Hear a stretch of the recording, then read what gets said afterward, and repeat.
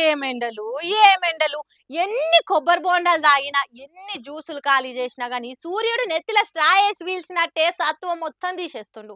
ఇంట్లున్నంటే ఏమో గాని ఈ ఎలక్షన్ ప్రచారం చేస్తున్నోళ్ళు ఎండల ఎట్లా తిరుగుతున్నారో ఏమో. పాపం పవన్ సార్ అయితే చక్కర వచ్చినట్టయి ఇగో గిట్ల బ్రేక్ తీసుకుండట పాపం. సినిమాలో ఎంత పవర్ స్టార్ అయినా గానీ బయట అయితే ఎండకు అగడు తప్పదు, వానకు తడవక తప్పదు. ఈ మాడవలిగే ఎండలకు మందిల తిరుక్కుంటా పగబట్టినట్టు పెరుగుతున్న డిగ్రీలలో కూడా పబ్లిక్ లో ప్రసారం చేస్తుండే వరకలా పానం అలసిపోయినట్టు అయిందట పవనాలకు. ఎంబటే ప్రసారం బండి దిగి పక్కకు చెట్టు ఉంటే దాని కింద కూర్చొని జరం సేపు చల్లబడ్డాడు. ఈ ఏసీలలో ఉండి కట్టనంగానే కార్వాన్లకు పోయి రెస్ట్ తీసుకునే సినిమా సెలబ్రిటీలా. ఈ ఎండలకు ఎంత ఆయపాయిండో ఏం పాపం. మొన్ననే జ్వరం వచ్చిందని 2 రోజులు ప్రసారం ఆపిండు. మళ్ళీ ఎండలు తిరిగే వరకల కింద మీద అయిండిగా. అయినా తెల్లరు లేస్తే బయట తిరిగి పని చేసుకునే మామూలు ఎండలకు బాటిల నీళ్లు జ్యూసులు తాగుతా గానీ మంచిగా ఉంటలేరు. అసొంటిది పీకే సార్కి ఎట్లుండాలి? ఇక ఎక్కువసేపు కూర్చుంటే మళ్ళీ ప్రసారం లేట్ అవుతుంది, మంది గుమ్మి గుడి మళ్ళీ అదో పరిశానని ఎంబటే వెళ్ళిపోయి ప్రసారం బండి ఎక్కిండు. మళ్ళా చూస్తురుగా ఎంత టోళ్ళైనా ఎవరైనా గానీ ఎండాగడ ఒకటే తీరు ఉంటది. అయ్యో ఈయన స్టార్ కదా అని తక్కువ కొట్టది, అయ్యో ఈయన పని చేసుకొని బతికేటాయన కదా పాప పని ఊకోది. కాబట్టి పైలం జరేమంటున్నాం.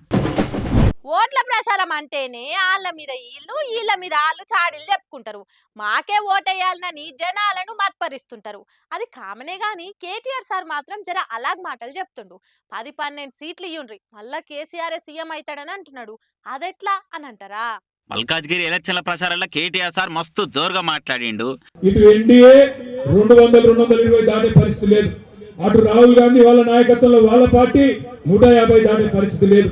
మీరు కింద 10-12 మాకు అప్పచెప్తే పార్లమెంట్ సీట్లు రేపు ఢిల్లీ వాళ్ళే ప్రత్యేకంగా వచ్చి కేసీఆర్ గారి దగ్గర దండం పెట్టి అన్నాదర మాకు మద్దతు అని వాళ్ళే బతిమలాడుకునే రోజులు వస్తాయి. అందుకే నేను అంటున్నా, ఒక్కొక్క ఓటు కీలకం, ఒక్కొక్క సీటు కీలకం. జనమంతా మాకు 10-12 సీట్లు ఇస్తే పెరిగే పతారే అలాగా అని చెప్పుకొచ్చిండు. కేంద్రంలో బీజేపీకి 200 మించి సీట్లు వచ్చే పరిస్థితి లేదు.